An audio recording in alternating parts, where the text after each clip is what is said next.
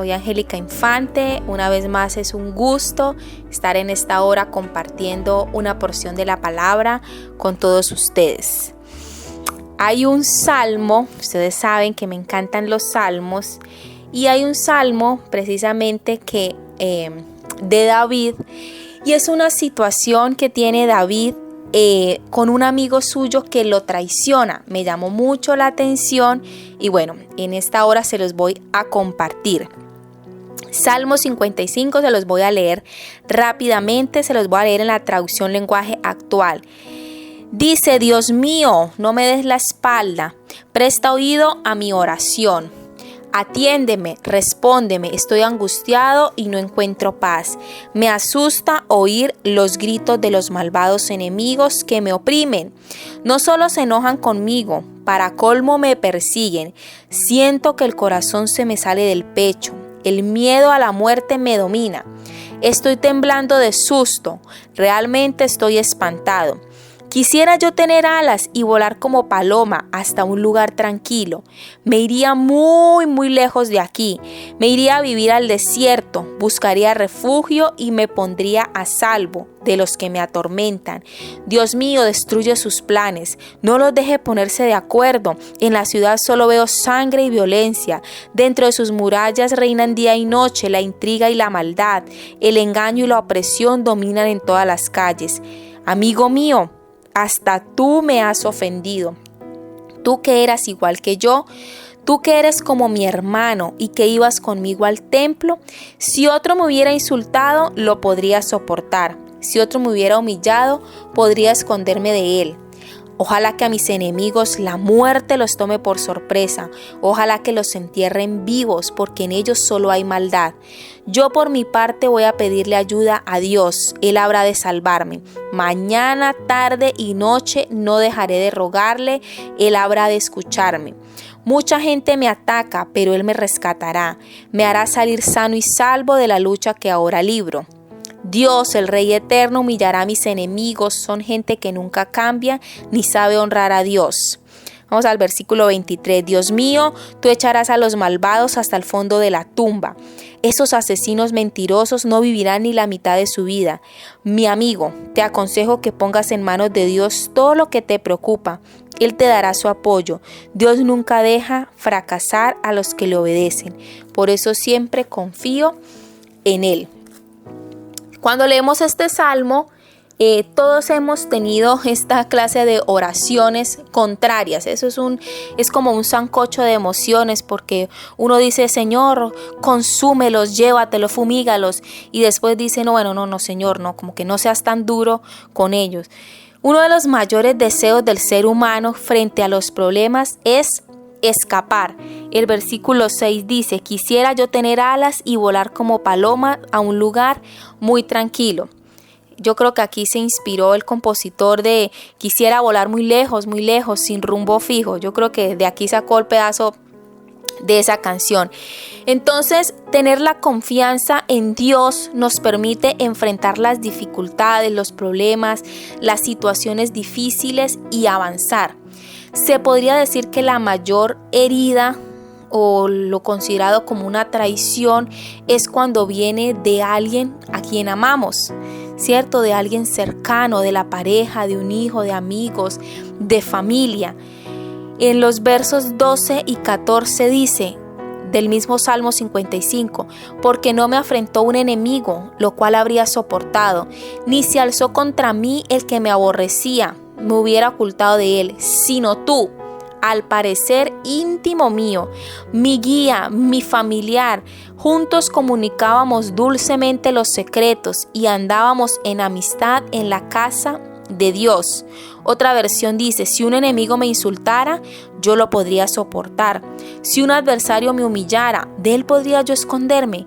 Pero lo has hecho tú, mi compañero, mi mejor amigo, a quien me unía una bella amistad, con quien convivía en la casa de Dios. Finalmente el salmo termina en el verso 22, echa sobre Jehová tu carga y él te sustentará, no dejará para siempre caído al justo. En la Biblia nosotros vemos que el mayor enemigo del hombre no es otro hombre, sino es el diablo. Primera de Pedro 5:8 dice: practiquen el dominio propio, manténganse alerta. Su enemigo el diablo ronda como león rugiente, buscando a quien devorar. El enemigo es él, no las personas, pero él las usa para que se levanten en nuestra contra y hacernos frente, hacernos pecar, hacernos sentir inferiores. O a veces pasa que nosotros podemos ser usados por el enemigo para hacerle daño a otras personas. Debemos tener cuidado con esto. Entonces, el enemigo es un mentiroso, trata de poner todo tipo de mentiras y miedos en nuestra vida para hacernos dudar y así poder destruirnos. Hoy, por medio de la fe y de la palabra, podemos resistir. Santiago 4:7 dice: resistid al diablo y él huirá de nosotros. Cuando estamos en el campo de batalla, la primera cosa que debemos saber es quién es nuestro enemigo. Y puede creer que nosotros no siempre tenemos claro quién es el enemigo. Hay un ejemplo de una historia que se la quiero contar. Un amigo mío fue a un restaurante con unos amigos. La mesera que les atendió ese día no fue nada amable, estaba enfadada, era brusca en sus respuestas, ponía caras cada vez que se le pedía algo. ¿Qué hubiéramos hecho nosotros en esa situación? Mi amigo, como siempre suele hacer, esperó hasta el final de la comida y a la hora de pagar aprovechó para hablarle rápidamente del amor de Dios, para darle una propina totalmente desproporcionada, casi el 100% del consumo. En este momento la mesera se desplomó y entre lágrimas empezó a contar la semana tan horrible que había tenido, todos los problemas que tenía y a disculparse por sus actitudes mientras ellos la animaban y le hablaban de Jesús. Fue un momento muy lindo. Entonces el enemigo intenta hacernos ver a las personas como si fueran nuestros enemigos y nos incita a usar armas de las tinieblas como la crítica, la queja, la violencia, las amenazas para continuar ese círculo vicioso de destrucción. Pero gracias a Dios que nosotros podemos romper con eso. Este amigo desechó todas esas actitudes y en lugar de tratar mal a la mesera, optó por mostrar el amor y la generosidad de Dios hacia ella y eso lo cambió todo. Efesios 6:12 dice: no tenemos lucha contra sangre y carne. En esa buena batalla de la fe nosotros somos llamados a romper ese círculo vicioso y a ser un canal de bendición para otros. Y esto pasa cuando no somos un canal de bendición, cuando herimos a las personas que ya están heridas, es porque no hemos sanado cosas en nuestro interior, no hemos sanado esos chichones, ese orgullo. Si nuestro corazón está herido por cosas que ocurrieron en el pasado, a veces el tiempo no es que las sane ni que las perdone, sino que las deja como por ahí quietas y pasa un tiempo, pero vuelven a reverdecer y no son totalmente sanas. Imaginemos por un instante qué pasó con José cuando se encontró con sus hermanos después de tantos años. Usted conoce la historia. Aquellos que lo habían vendido como esclavo ahora necesitaban a José para poder sobrevivir. Y es fácil seguir los instintos humanos de querer devolver mal a aquellos que nos han lastimado, ¿cierto?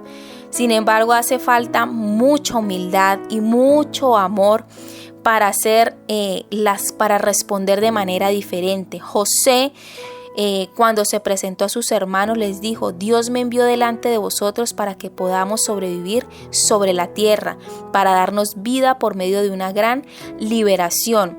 Cuando la Biblia dice que no tenemos lucha contra sangre y carne, sino contra principados, potestades, gobernadores, huestes, tenemos que saber que hacerle daño a otras personas y a veces no nos damos cuenta que nuestro verdadero enemigo sonríe cuando queremos devolverle mal, porque ha conseguido su objetivo de engañar, de destruir y de enfrentarnos a la familia o a esas personas.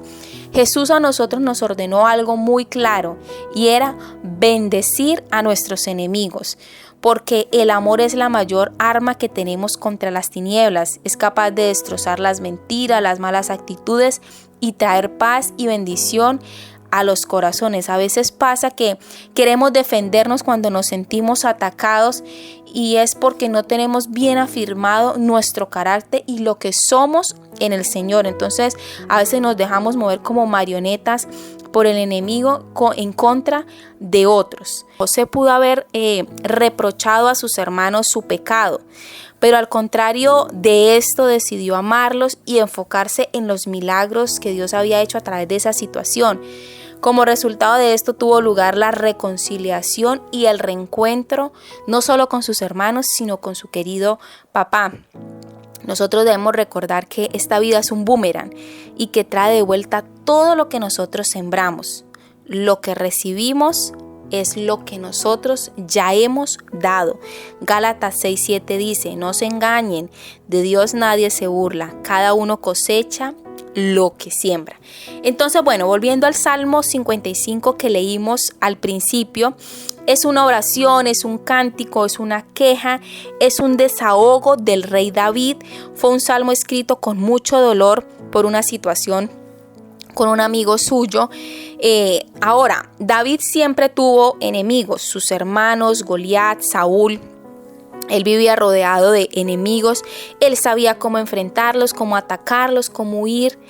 Hay muchos salmos que él nos deja precisamente contando todas estas hazañas, pero este salmo en particular fue hecho por David, por alguien que le partió el corazón. Es un salmo con sancocho de emociones y me gusta porque nos muestra cómo David puede ir donde Dios y decirle: Señor, ay, ay, ay, me duele esta situación, me lastima, Señor, me lastima esta gente, este problema me duele, necesito que me ayudes, y desahogarse con Él. Yo he tratado en lo posible y me he acostumbrado a no ser esas oraciones fabricadas, prefabricadas, sino presentarme delante del Señor tal y como yo soy, con mis errores, con mis problemas, con mis miedos, con mis angustias, tal como somos. Hay muchas veces en las que en la situación me he encontrado como David, de cómo oro por el que me hizo daño, por el que me lastimó, cómo oro por el que me ofendió, me rechazó, me dejó, me abandonó, cómo lo bendigo si me está doliendo lo que me hizo, si me sigue haciendo daño. Entonces, el resultado en estos momentos de mi vida es por muchas oraciones que hice por los que me ofendieron, diciéndole a Dios: Señor, ayúdame a verlos como tú los ves. Ayúdame a amarlos como tú los amas, a perdonarlos como tú los perdonas, a bendecirlos y a dejarlos ir libres. Entonces, bueno, más o menos para que entremos en contexto de qué fue lo que pasó, qué fue lo que le hicieron a David para que él escribiera este salmo. Las historias están, no lo vamos a leer por el tiempo, todos los capítulos, yo se lo dejo de tarea cuando termine la prédica, usted va y lee todo. Está en el Salmo, en el capítulo 2 de Samuel del 15 al 17. En esos dos capítulos se encuentra toda la historia, más o menos el contexto de lo que le hicieron a David, porque estaba tan herido cuando escribió ese salmo. Es por un amigo que lo traicionó. David es el rey en ese tiempo, lleva reinando varios años. Absalón es un hijo suyo, no ha perdonado a su papá por una situación con sus hermanos Amón y Tamar. Hubo una situación de abuso y Absalón no le perdona a David haber sido pasivo en el tema y no haber confrontado y no haber tomado cartas en el asunto. Esto está en el capítulo 13. Se va de la casa de David por años y vuelve, pero quiere quedarse con el reinado de su papá. David sabe esta situación, él la veía venir. Él no esperaba mucho de Absalón porque pues él se había ya declarado enemigo de su papá. Se lleva varios valientes, varios líderes de David, y entre ellos está nuestro personaje estrella, que es el que traicionó a David, y es Ahitofel. Según David y según la Biblia nos cuentan, era su consejero, su amigo y hacía parte del grupo de trabajo de David. Segunda de Samuel 15:12 dice: luego, mientras celebraba los sacrificios, Absalón mandó a llamar a un consejero de su padre David, el cual se llamaba Ahitofel, y era del pueblo de Giló. Así la conspiración fue tomando fuerza y el número de los que seguían a Absalón crecía más y más. Segunda de Samuel 16:23. En aquella época, recibir el consejo de Ahitofel era como oír la palabra misma de Dios. Y esto era así tanto para David como para Absalón. Escuche eso. David huye de Jerusalén. En 2 de Samuel 15:30 dice: David por su parte subió al monte de los olivos llorando, con la cabeza cubierta, los pies descalzos. También todos los que lo acompañaban se cubrieron la cabeza. Fue una situación difícil para David, un hombre adulto, maduro. Está llorando. David tenía más o menos 50 y 56 años. Y en eso Absalón consulta a Ahitofel y este le aconseja, le da 2 consejos. Y uno de ellos es que se acueste con las concubinas de su padre. Segunda de Samuel 16, el versículo 21 al 23 dice: luego le dijo Absalón a Ahitofel: póngase a pensar en lo que debemos hacer. Y Ahitofel le respondió. Recuerde quién era Ahitofel. Era uno de los consejeros de David. Recibir el consejo de Ahitofel era como oír la palabra misma de Dios. Y mire el consejo que le da al hijo de David: acuéstese usted con las concubinas de su padre, que dejó al cuidado del palacio. De este modo todos los israelitas se darán cuenta que su majestad ha roto con su papá, y quienes lo apoyan a usted se fortalecerán en el poder.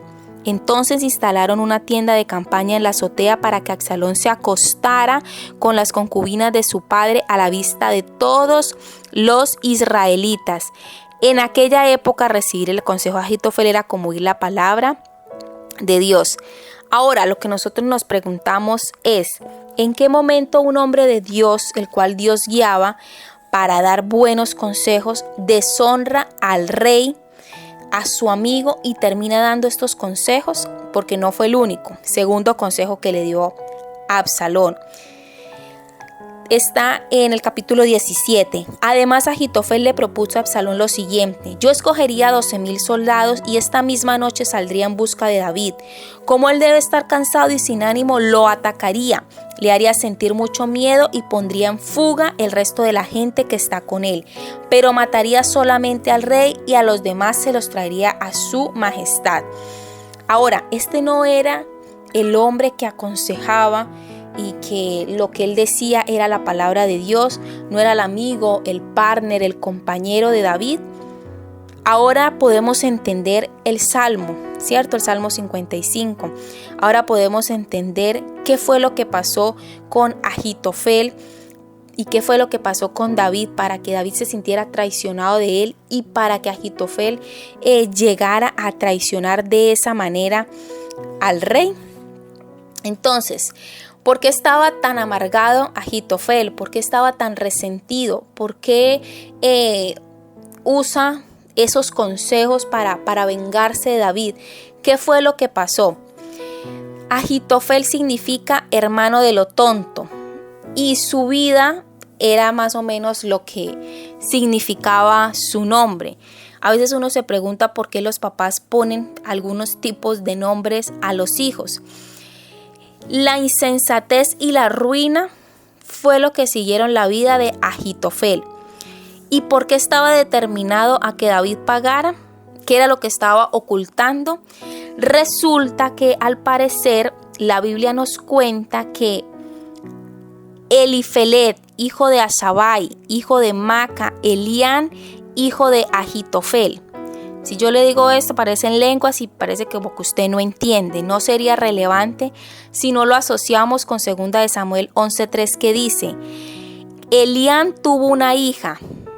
Y vea lo que dice: envió David a preguntar por aquella mujer y le dijeron: aquella es Betsabé, hija de Elián, mujer de Urías, Eteo. Entonces esto nos trae a la luz que Ahitofel era el abuelo de Betsabé, la mujer con la cual David cometió adulterio. Eso significa que David no solo había deshonrado a Betsabé, sino que había matado a su esposo, a Urías, y Ahitofel estaba lleno de rabia. Él no había sanado eso y había acumulado todo ese resentimiento por largo tiempo. ¿Sabe usted cuánto tiempo al parecer duró ocultando ese resentimiento? Al parecer 11 años. Y por la conclusión que llegamos de lo que hizo Ahitofel, pues concluimos que estaba esperando la oportunidad para desquitarse del rey. Esto implica que en Ahitofel habían grandes causas de su resentimiento y en una de ellas es la amargura. Hebreos 12:15 dice: no dejen que nadie se aleje del amor de Dios. Tampoco permitan que nadie cause problemas en el grupo, porque eso les haría daño. Sería como una planta amarga que los envenenaría. Entonces es obvio que Ahitofel cayó durante varios años, pero nunca pudo resolver su problema de resentimiento. Uno se puede imaginar cómo Ahitofel pudo vivir frente a un hombre que odiaba tanto sin que ese hombre se diera cuenta de lo que él sentía. Y es que una de las características de la raíz de la amargura es que se vive una doble vida. Usted vive una vida en público y es una cosa en público y es otra cosa en privado. ¿Cuántas veces odiaría a David en lo íntimo de su pensamiento mientras en lo exterior quería sonreír y servir? Alguien ha dicho que la falta de perdón y las raíces de amargura son los pecados de mayor uso para las ataduras diabólicas. Algunas personas ven relacionadas las enfermedades como la artritis y las enfermedades del corazón con la amargura. Otra cosa que tenía Ahitofel era la sed de venganza. Romanos 12:19 dice: no tomen venganza, hermanos míos, sino dejen el castigo en las manos de Dios, porque está escrito: mía es la venganza, yo pagaré, dice el Señor. Entonces, si nos ponemos a pensar por qué razón Ahitofel le da un consejo de índole sexual a Absalón y que le tocaría una de las áreas débiles a David, podría ser porque era una forma de vengarse de lo que hizo con su nieta Betsabé. Le va a dar a David, le va a pagar con la misma moneda. Por otro lado, es muy probable que estuviera al tanto de la profecía de Natán cuando fue a confrontar a David por su pecado, porque ahí Natán le dice que las consecuencias de su pecado serían visibles y en público. Entonces, cualquiera que sean las razones, Ahitofel no había resuelto su amargura y su sed de venganza con David y con el Señor. Ahora, hablando de los Ahitofeles, yo le pregunto, ¿quién es su Ahitofel? ¿Quién es esa persona que el enemigo ha usado para hacerle daño? La Biblia dice: por tanto, tomad toda la armadura de Dios para que podáis resistir en el día malo y habiendo acabado todo estar firmes. Nuestro enemigo, como ya les había dicho anteriormente, es espiritual y por eso es que nosotros necesitamos armas espirituales para poder resistir, vencerlo y estar firmes. En esos momentos de injusticia, de traición, quisiéramos defendernos, contarles a todo lo que nos están haciendo, hacerlos quedar mal. Y aunque creamos que esto nos ayuda, la verdad es que no nos sirve para nada. Es como cuando nosotros tenemos una indigestión y en vez de tomarnos algo, lo que hacemos es vomitar a las personas que tenemos alrededor.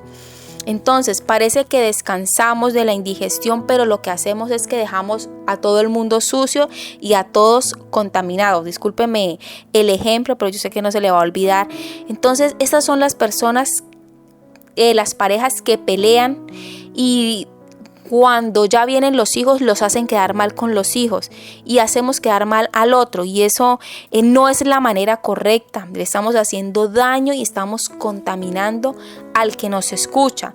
A veces por querer desahogarnos lo que hacemos es pues cargar a los que tenemos al lado.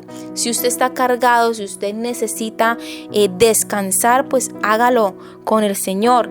No vamos a contarle a Dios porque Él no sabe porque se quedó dormido en pleno acontecimiento y no sabe por lo que estamos pasando. No, somos nosotros los que vamos y oramos porque somos los que lo necesitamos. Salmo 41:9 dice: hasta mi mejor amigo, en quien yo confiaba y que compartía el pan conmigo, me ha puesto la zancadilla. Mire, esto lo dice en el Salmo 41:9. O sea que David necesitó muchos salmos para contarnos y para contarle al Señor lo que le estaba doliendo. Y podemos ir al Señor y las veces que sean necesarias y contarle y entregarle el problema a Dios todas las veces que podamos. Entonces, ¿cuál es la solución para enfrentar los Agitofeles? Y es precisamente esta: orar. Filipenses 4:6 dice: no se inquieten por nada, más bien en toda ocasión con oración y ruego presenten sus peticiones a Dios y denle gracias, y la paz de Dios que sobrepasa todo entendimiento cuidará sus corazones y sus pensamientos en Cristo Jesús. El Señor está cerca de quienes lo invocan de verdad. Eso está en el Salmo 145:18. Y Mateo 6:6 dice: pero tú cuando te pongas a orar, entra en tu cuarto, cierra la puerta, ora a tu Padre que está en lo secreto, así tu Padre que ve en lo secreto te recompensará. Entonces, una de las formas para enfrentar los Agitofeles es entregárselos al Señor, orar, ir a la oración y decirle: Señor, me está doliendo, ay, ay, ay. Segundo, guardar nuestro corazón. Usted sabe, Proverbios 4:23 dice: sobre toda cosa guardada, guarda tu corazón, cuida tu corazón, porque de él mana la vida. En nuestro afán de querer hacer justicia, de querer vengarnos, que sienta lo que yo sentí, pagarle con la misma moneda, esto solo alarga el problema y no nos hace descansar. Al contrario, nos crea amargura, nos crea sed de venganza. Acuérdese de Agitofel. Y aunque el que maquina todo esto es Satanás, nosotros somos los que tenemos la libre elección de dejarnos usar por él o no. El que sea que me haya hecho a mí daño, no me da a mí el permiso para castigarlo. Salmo 35:23 dice: despierta, Dios mío, levántate, hazme justicia. Señor, defiéndeme. Ahora, ¿cómo hago para guardar mi corazón, para orar por mis enemigos, para dejarle la justicia a Dios? Y la respuesta es perdonando. Usted me va a decir: ay, ¿en serio, Angélica, descubrió que el agua moja? Yo sé que no nos gusta esta respuesta, quisiera tener otra, pero es la única manera. No hay otra manera de dejar libres a los Agitofeles. Es perdonando. Mateo 5:43 dice: ustedes han oído que se dijo: ama a tu prójimo, odia a tu enemigo. Pero yo les digo: amen a sus enemigos. Oren por quienes los persiguen, para que sean hijos de su Padre que está en el cielo. Él hace que salga el sol sobre malos y buenos, y que llueva sobre justos e injustos. Si ustedes aman solamente a quienes los aman, ¿qué recompensas recibirán? Romanos 12:20 dice: antes bien, si tu enemigo tiene hambre, dale de comer. Si tiene sed, dale de beber. Actuando así, harás que se avergüence de su conducta. No te dejes vencer por el mal, al contrario, vence el mal con el bien. Entonces, ¿cómo logro soltar? Perdonando. Ahora les voy a terminar la historia de esta película que está buenísima, que parece que la sacáramos de Netflix por allá, pero no, está en la Biblia. Finalmente, Absalón necesita un nuevo consejo, llama a su consejero Agitofel, no le gusta el nuevo consejo que él le da, llama a otro consejero, Usaí. Este le dice otra cosa y a Absalón le gusta más el nuevo consejo y lo sigue. Pero aquí vemos algo, David había mandado como espía a Usaí. En 2 Samuel 15:32 dice: cuando David llegó a la cumbre del monte donde se rendía culto a Dios, se encontró con Usaí, que en señal de duelo llevaba vestiduras rasgadas. David le dijo: si vienes conmigo vas a ser una carga. Es mejor que regreses a la ciudad y le digas a Absalón: Majestad, estoy a su servicio. Antes fui siervo de su padre, pero ahora yo soy de usted. De ese modo podrás ayudarme a desbaratar los planes de Ahitofel. Entonces por eso Usaí va y se presenta delante de Absalón. Mire, hermano, cuando nosotros delante de Dios hacemos las cosas bien, Él se encarga de acomodar todo a nuestro favor y finalmente frustrar los planes de los Ahitofeles, que lo único que quieren es venir a hacernos daño. Ahora, finalmente, ¿qué pasa con los Ahitofeles? Segunda de Samuel 17:23. Ahitofel por su parte, al ver que Absalón no había seguido su consejo, aparejó el asno y se fue a su pueblo. Cuando llegó a su casa, luego de arreglar sus asuntos, fue y se ahorcó. Así murió y fue enterrado en la tumba de su padre. ¿Qué hacen los Ahitofeles? Terminan ahorcándose solitos. Y puede que no literalmente, pero sí solos, tristes, amargados y derrotados espiritualmente. O sea que usted no tiene que hacer nada en contra de ellos, porque Dios mismo se encarga de destruirlos. ¿Qué pasó con Absalón? Segunda de Samuel 18:9. Absalón, que huía montado en una mula, se encontró con los soldados de David.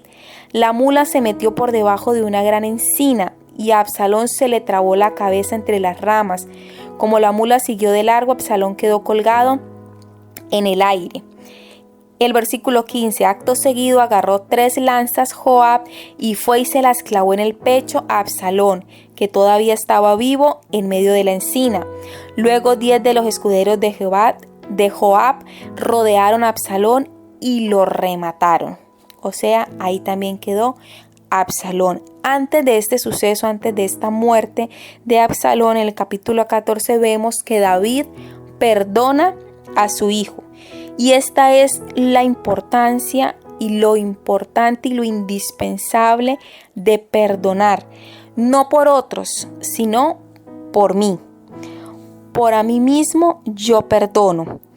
Proverbios 17:9 dice: el que perdona la ofensa cultiva el amor. El que insiste en la ofensa divide a los amigos. Efesios 4:32. Más bien sean bondadosos y compasivos unos con otros. Perdónense mutuamente, así como Dios los perdonó a ustedes en Cristo. Y Lucas 6:37. No juzguen y no se les juzgará. No condenen y no se les condenará. Perdonen y se les perdonará. ¿Es fácil? No. ¿Imposible? Tampoco. Vamos a orar. Padre, en el nombre de Jesús, Señor, te damos gracias por tu palabra, Señor. Es espectacular tu palabra, Señor. Trae esperanza, nos habla, nos guía, Dios. Te pedimos, Señor, que en esta hora nos ayudes a perdonar a aquellos Ahitofeles que se levantan, Señor, para hacernos daño. Hoy te pedimos, Señor, que toda sed de venganza, toda amargura, todo resentimiento, toda falta de perdón que hay en nuestros corazones, tú te la lleves, Señor. Hoy le abrimos paso al perdón, al amor, a pasar por alto la ofensa, Señor, a saber que contigo somos más que vencedores y que tú nos das las fuerzas para perdonar, Señor.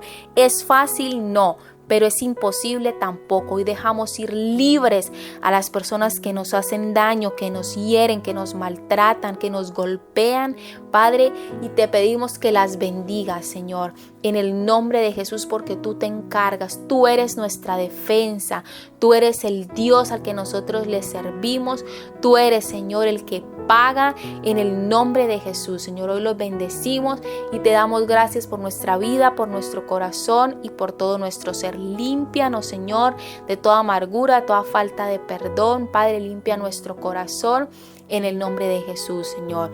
Bendigo a los que escuchan esta palabra y te pido que la pongamos por obra, Señor, que no solamente seamos oidores, sino hacedores de tu perdón, que perdonemos las ofensas como tú perdonas nuestros pecados. En el nombre de Jesús, amén y amén. Dios los bendiga.